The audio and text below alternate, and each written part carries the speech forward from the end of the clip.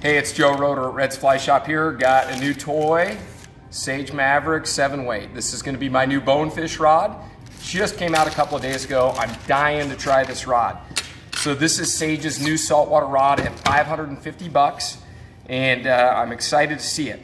What's different about this rod versus their original $500 saltwater rod is this one is made with what they call kinetic technology.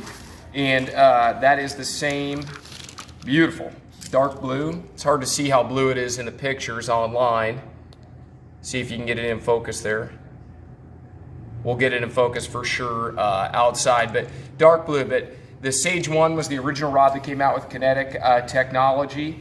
And I'm gonna head out and cast it right now. This is a saltwater specific rod, non-corrosive reel seat. Let's go give it a ride. I'm gonna cast a Rio direct core bonefish line on this rod.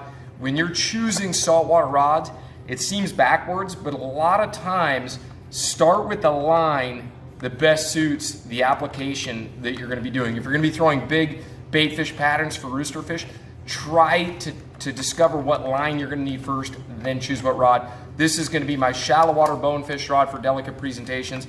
I need a real light bonefish taper for setting down small flies and spooky fish. Let's go cast.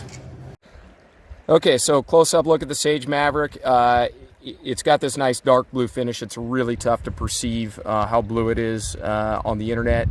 Nice wraps. I mean, good workmanship. Nothing cheap about the rod. Another look at the wraps here. Fairly large first shooting guide right here. Not super big. This rod is really meant for control in the 7-weight edition. But one thing I did notice is the top guide, which I really like. Can you see that in focus there? Yep. So that is a really big tip top guide right there, which allows for leader connections to easily or more easily slip through there. So I really like that large big tip top guide. So that's just a close-up look at the Sage Maverick. We'll do some casting here in just a minute. The rod casts fantastic. It's a relatively easy casting rod so far as fast action rods are concerned. I've got no complaints there. I'm casting that about as hard as I can cast it, and it's taking the punch, and it isn't throwing a tailing loop for me by being overpowered. I'm going to grip down on it a little bit now, a little bit lower on the handle, and I'm going to give it a big haul. And it took it again and didn't collapse on me. I'm a pretty aggressive caster, and I like to have some good backbone there. And that's one way I will test these rods.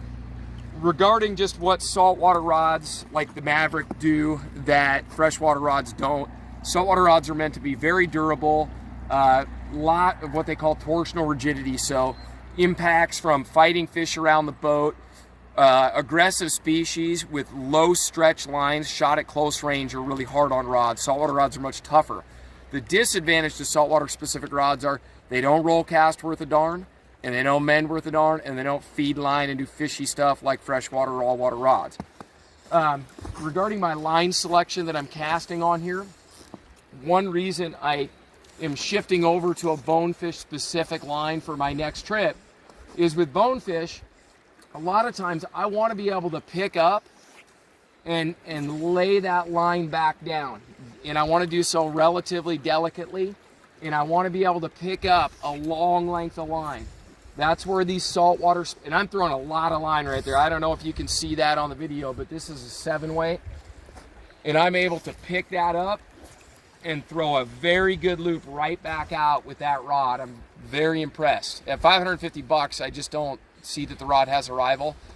I'm not going to compare it to rods in that $1,000 to $1,100 range. I think those are just still a cut above the Sage Maverick, but it's pretty dang impressive. From a castability standpoint, I just don't see anybody complaining about this. But with the bonefish line, it's a lighter taper, longer head, so I can pick up a long line and I can lay it back down with control. A utility line like a Grand Slam taper or an outbound short, they have a lot less control when it comes to picking it up and being able to false cast a long length of line in the air and then set it back down. My bonefish line, I don't need a real heavy taper to throw bonefish flies. So I'm going to use a traditional bonefish line on my next trip It allows me to false cast, measure distance, and be able to pick up a long line.